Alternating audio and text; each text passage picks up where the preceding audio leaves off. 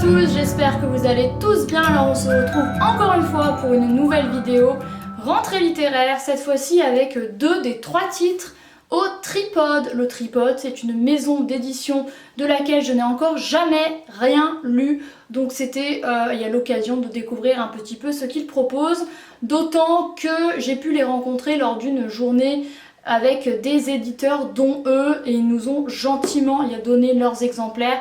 Du coup j'avais un petit peu envie de les remercier en lisant ce qui allait paraître pour leur rentrée littéraire. Il fait actuellement 38 degrés, donc excusez-moi, je reviens du travail, il fait très chaud. Donc bref, j'ai du coup Celle qui sait les herbes de Marc Graciano et L'Entroubli de Thibaut Delman. Marc Graciano, apparemment, il est assez connu pour écrire des romans assez denses, assez épais, et ce n'est pas le cas de celui-ci. Mais vous allez le voir, c'est bien suffisant. Et celui-ci, il s'agit d'un premier roman duquel j'avais beaucoup de bons retours et que j'avais du coup hâte de lire. Et ça fait, il y a 2 mois au moment où je filme, le 11 août aujourd'hui, que j'ai reçu ces 2 exemplaires et que j'avais envie de les lire. Donc on va commencer par celui-ci parce que c'est le premier que j'ai lu des 2. J'ai un petit peu repoussé la lecture de ces 2-là, tout simplement parce que certains sont venus s'ajouter à la liste, comme Grasset et Gallimard, que j'avais hyper hâte de découvrir. Mais voilà, j'avais envie de les lire, c'était prévu, c'est fait. Du coup, L'Entroubli de Thibaut Delman. L'auteur nous parle de façon autobiographique. Alors je ne sais pas si c'est complètement autobiographique, mais en tout cas c'est inspiré de sa propre vie.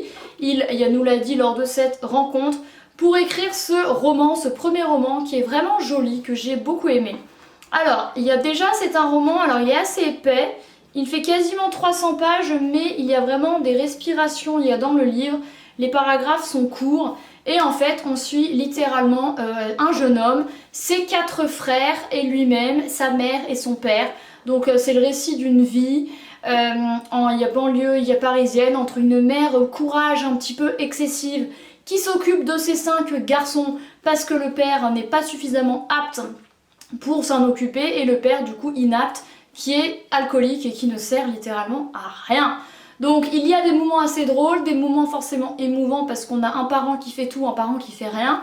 Ça m'a rappelé un peu une partie de ma famille, j'avais l'impression de revoir un peu, c'était assez drôle. Donc voilà pour ça. On suit notre protagoniste, donc j'imagine que c'est Thibaut à l'école. On le suit avec ses frères. Alors il a un frère beaucoup plus âgé, César, qui est issu d'une précédente union, qui ne peut pas piffrer son beau-père alcoolique qui ne sert à rien. Et ses 4 autres frères. Donc notre protagoniste, c'est le 4e, parce qu'il a du coup 3 frères aînés, un plus jeune. Et c'est sa mère qui fait office de double casquette, père et mère, qui s'occupe comme elle le peut de ses enfants et plutôt très bien avec ce qu'elle a. Elle a quand même 5 enfants, avec il y a moyens financiers restreints, un mari qui ne sert à rien. Et c'est assez drôle si on peut dire, parce que souvent ce genre de mère courage qui vit avec un alcoolique, souvent c'est une femme un petit peu soumise, un petit peu en retrait. Là c'est pas du tout le cas, elle a une grande gueule et elle ose clamer sur les toits à quel point son mari est inutile. Donc il y a quelques scènes qui sont quand même assez drôles. Les 4 du coup plus jeunes vont à l'école, et il y a notamment une scène, et l'auteur nous le racontait en réunion qu'on a eue. Il disait comme quoi il avait voulu faire une scène, et je pense que c'est vraiment tiré de sa vie, où la mère vient apporter à manger le repas du midi à ses fils à l'école primaire, où en fait ils sont mis de côté parce qu'elle ne peut pas payer 4 repas à la cantine, et du coup ils sont un petit peu isolés dans une pièce où ils le mangent à part. Et en fait au bout d'un moment, elle va même leur apporter le repas, faire 1 heure aller, faire 1 heure retour pour leur apporter le repas, et ils vont manger ensemble dans la joie et là bonne humeur. Donc c'est littéralement le récit d'une famille de la classe moyenne voire ouvrière, mais avec ses joies, avec cet aspect vraiment de fratrie, de brotherhood, je sais pas comment dire. Bref, c'est vraiment un beau roman que j'ai beaucoup aimé découvrir. Ça change. J'ai jamais, mais j'ai rarement lu des histoires comme ça très interfamiliales à l'intérieur du foyer, où beaucoup de scènes se passent dans leur appartement et où il y a vraiment cet aspect famille et fraternel qui ressort. Et vraiment, on suit également, il y a l'amour des mots de il y a personnage principal qui s'intéresse à la langue, aux mots, et en fait je pense littéralement parce que il y a l'auteur lui-même, parce que il va avoir accès à une éducation privée, parce que il y a la mère veut vraiment enlever ses deux plus jeunes fils, donc lui et son plus jeune frère qui s'appelle Edgar, je crois, pour aller dans un collège privé, parce que ils sont dans un collège un peu nul, et leur mère veut qu'ils aient une meilleure éducation, et c'est vraiment un petit peu le récit des cours. Il y a de notre protagoniste, la prof de français, la prof d'histoire, etc. J'ai vraiment l'impression de me retrouver en classe avec lui. Il y avait quelques trucs qui m'ont rappelé moi-même des situations d'enfance et à l'école. Et c'est vraiment le besoin pour notre protagoniste de mettre des mots sur ses mots et sur sa vie, et c'est trop bien, c'est sa passion de la langue, et c'est comment je pense il en est arrivé à écrire ça.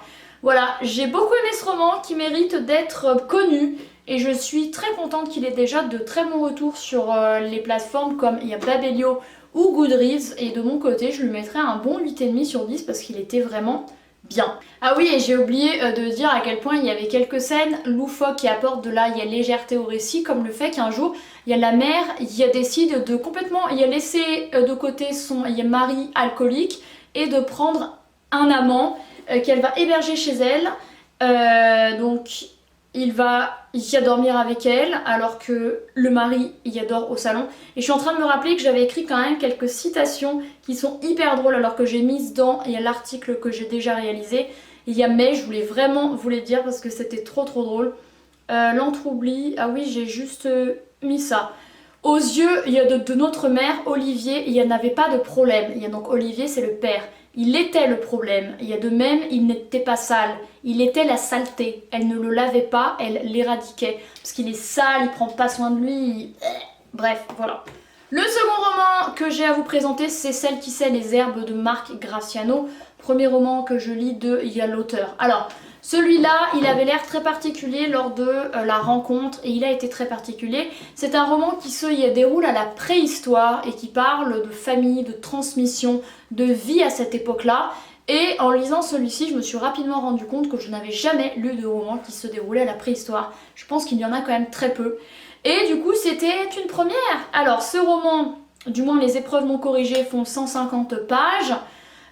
C'était bien suffisant, parce que je ne sais pas vous, mais de mon côté la période préhistorique ça m'intéresse, bien sûr, il y a plein de choses qui m'intéressent, mais d'une, c'est pas ma période favorite, et de deux, très honnêtement, c'est pas le genre d'époque dans l'histoire où il se passe le plus de choses. Les possibilités sont quand même assez limitées. Entre la chasse, la pêche, la cueillette et la confection de couvertures avec des peaux de loup, leur vie est quand même assez routinière, assez redondante, quoi, très honnêtement. Donc forcément, c'était pas un récit dans lequel il va se passer un milliard de trucs, c'est la vie à l'époque préhistorique, quoi. À l'époque où il y a l'instinct grégaire, où chacun vit de façon hyper spartiate et en harmonie avec la nature pour survivre. Est-ce que c'était moins bien que maintenant? Je suis pas sûre, parce qu'ils étaient peut-être moins cons que nous il y a maintenant. Bref, donc on suit Celle qui sait les herbes, qui je pense est la mère de notre protagoniste principal, son fils j'imagine, ou alors elle l'a adopté, bref. Et c'est vraiment leur routine à la préhistoire, comment elle lui apprend à chasser, à pêcher, à faire des pots avec des loups, à faire des couvertures des vêtements avec des peaux de loup, à confectionner un radeau. C'est également notre protagoniste qui va rencontrer des autres peuples et à son tour prendre en main, c'est pas prendre en main, c'est prendre sous son aile un bébé et l'élever à son tour et devenir son référent.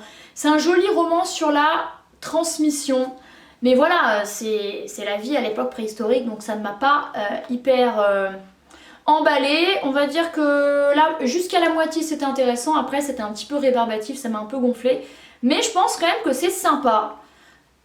Si vous souhaitez en savoir plus sur la vie à la préhistoire, voilà. Encore une fois, c'est un récit qui est très aéré également, les paragraphes sont très courts. Par exemple, vous avez comme ça, les chapitres sont courts également, et chaque chapitre est sur un sujet. Par exemple, il y a les lièvres, le bivouac, Qu'est-ce qu'on a d'autre? La Grande Chasse, La Rivière. Bref, voilà. Et tout est dit avec simplicité, mais voilà. Qu'est-ce que je peux vous dire d'autre sur ce roman? Je ne sais pas. Voilà, et je mettrai 6,5 sur 10 je pense.